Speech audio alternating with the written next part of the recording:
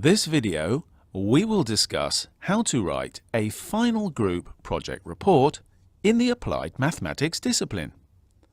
So, first, what is the objective of a final group project report? Well, the main objective is for you to learn several things: the application of subject-specific methodologies, data analysis, report writing, and finally, how to manage a project group.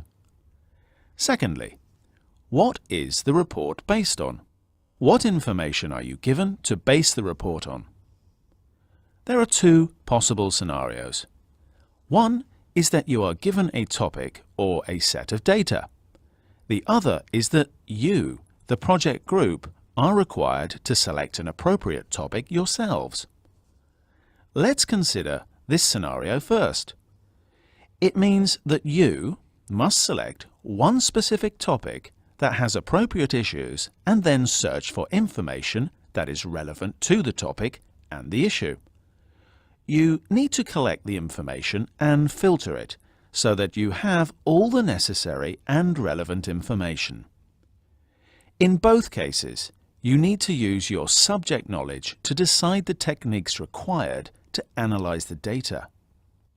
You need to account for the methods chosen for data analysis.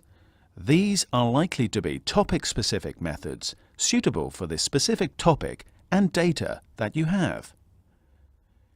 Now let's look at the organization of a report, the sections that should be included, and what each section should contain.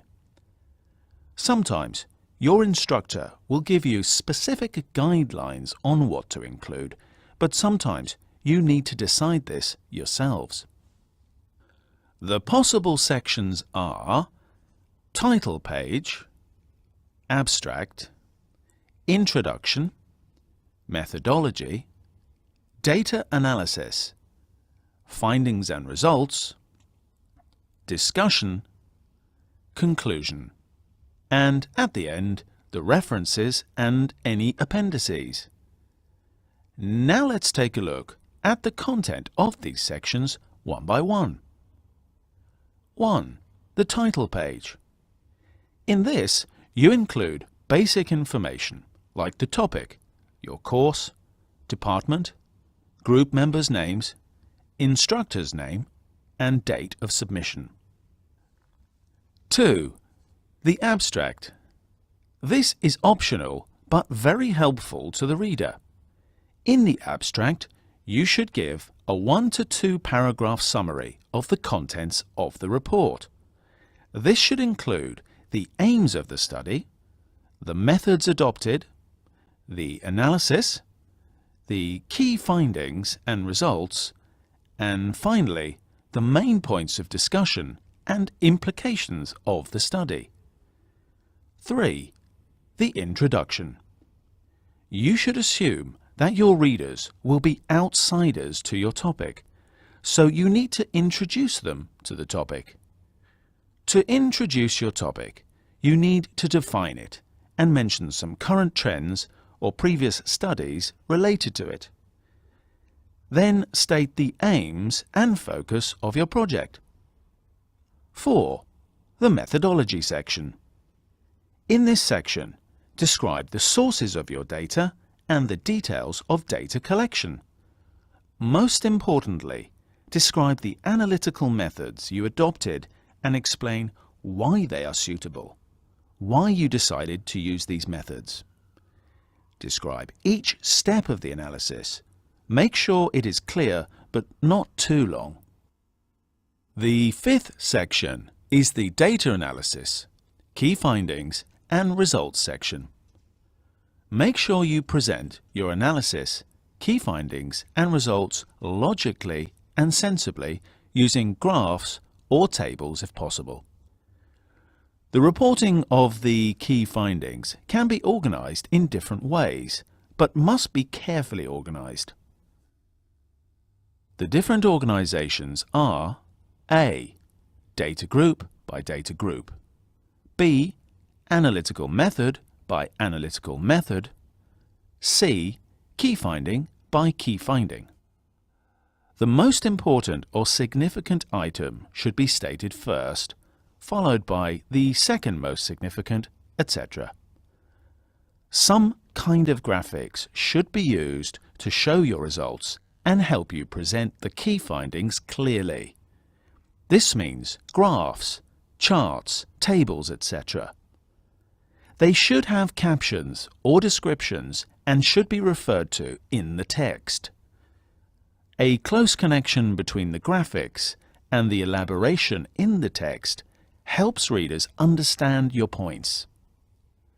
6. The discussion section.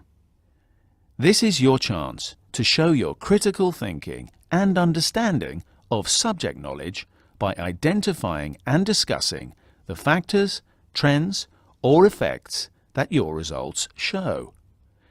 Give possible explanations of the findings, why things happened, and inferences, what these findings mean or imply, and the implications, what future effects there may be. Normally, you will not be 100% certain of these, so you need to hedge. This means use tentative language, like possibly, may, or might. The learning materials and guides have more examples of tentative language. 7. The conclusion. In the conclusion, give a summary of your key findings and results.